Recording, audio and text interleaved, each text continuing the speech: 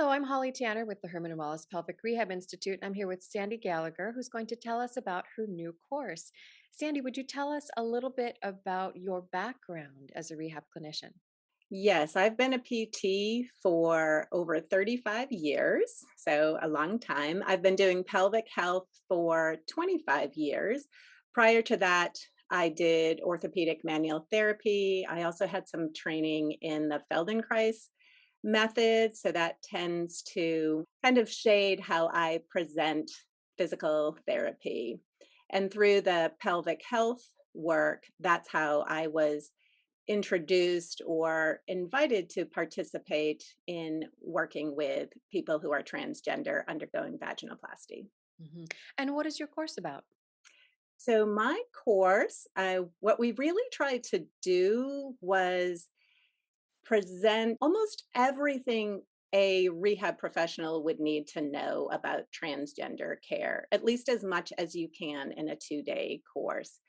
I think that sometimes as pelvic health professionals, we think about transgender care as caring for people's genitals or pelvic region, but really there's so much more than that involved in transgender care. Some of the things I learned over the 6 years I've been more involved with this about what are some medical changes that go along, what are physical changes of and people altering their appearance to be consistent with their gender identity. What is the experience of a transgender person in the USA? I think formatting it was similar to some of the format when working with the pregnant client. You need to know some basic information about what changes in a person when they're pregnant, not just the joints of their pelvis and lumbar spine. Mhm.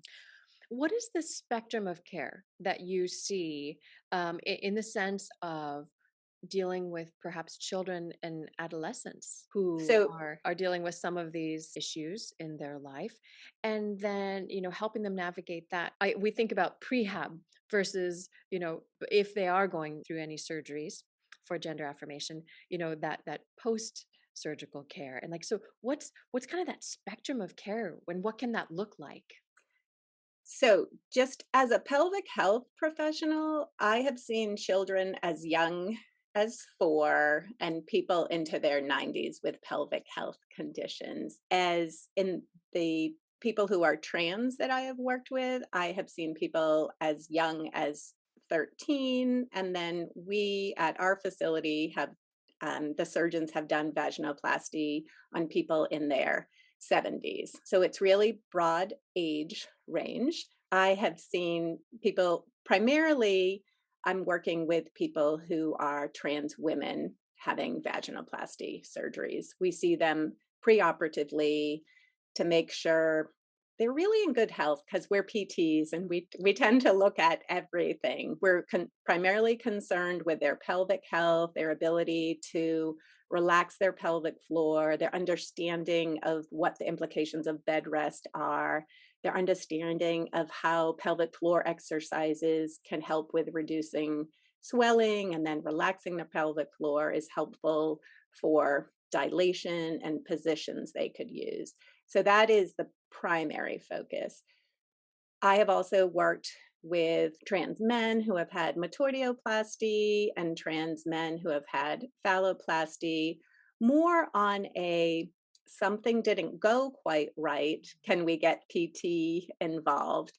Whereas in our vaginoplasty program, we're involved from the get go and have been. Mhm.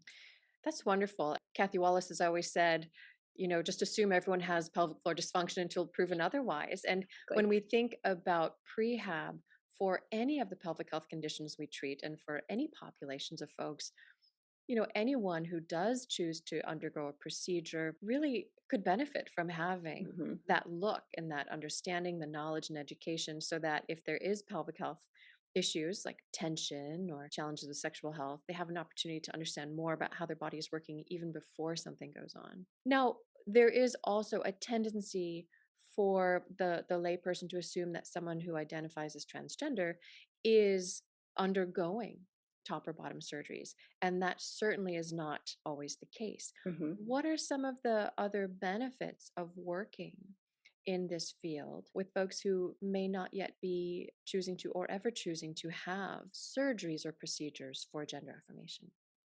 I think there are things with regards to bowel and bladder habits that so some trans women are tucking the penis, and sometimes that puts them at risk for certain infection and pain conditions. So, guiding on ways to tuck safely, or maybe even ways to intake fluid so a person can still stay within homeostasis and hydrated, but not have that stress of, will I have access to a bathroom? They're, understanding what can happen with hormones and pelvic pain, specifically thinking about someone who is taking testosterone to transition more in the masculine direction, and what that means for the perineal tissues and ways that we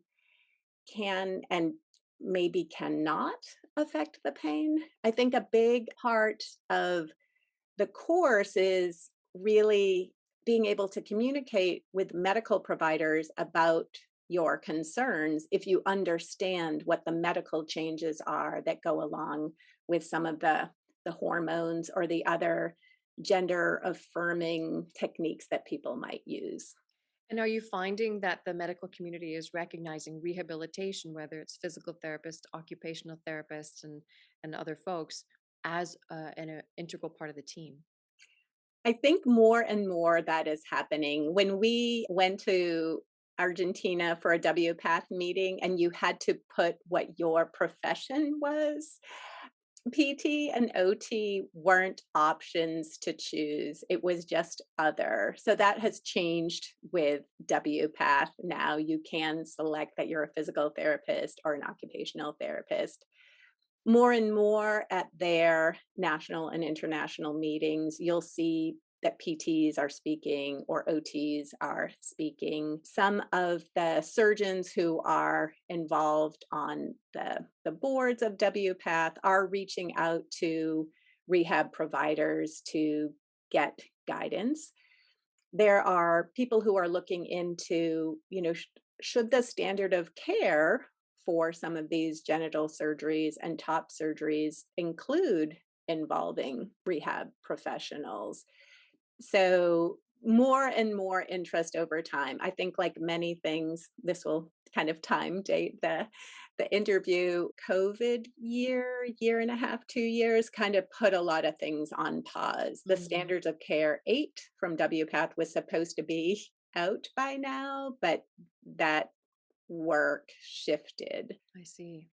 Well, and one of the really important hallmarks of education surrounding care, really with any marginalized person, is safety, right? Mhm, Creating an environment in which there is the least amount of harm possible. And one of the ways we can optimize that is with our language. And I know mhm, that that's something you're going to be really helpful with our community about in terms of how do you have these conversations in such a way that again signals to the patients we're working with that we have created to the best of our ability and hopefully something that's an ongoing growth for us, mhm, the mhm. safety. Can you briefly speak to that piece?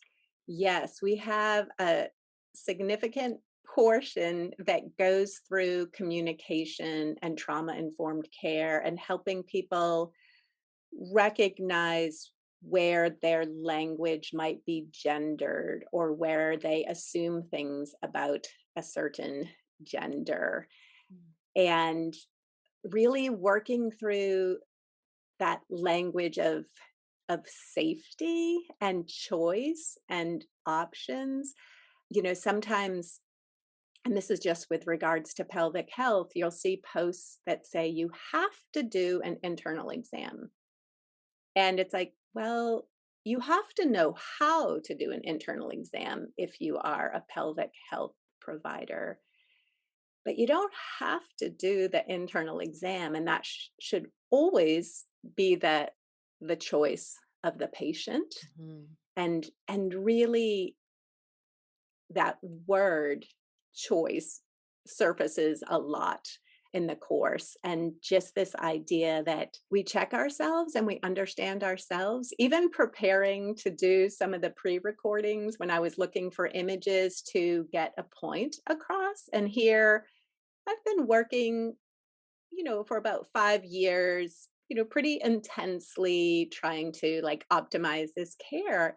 And I find my brain going to gendered ways of thinking and just catching that it's that idea of growth that we as providers are doing this growth and researching growth without relying on solely the trans community to educate us. Mhm.